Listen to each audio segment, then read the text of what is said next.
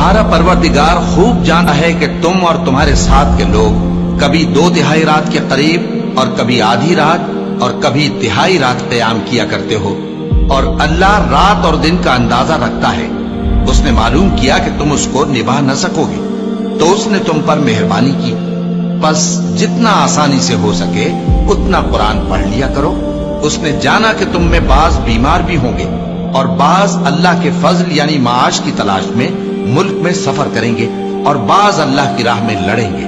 तो जितना आसानी से हो सके उतना कुरान पढ़ लिया करो और नमाज कायम करते रहो और ज़कात अदा करते रहो और अल्लाह को नेक नियति से कर्ज देते रहो।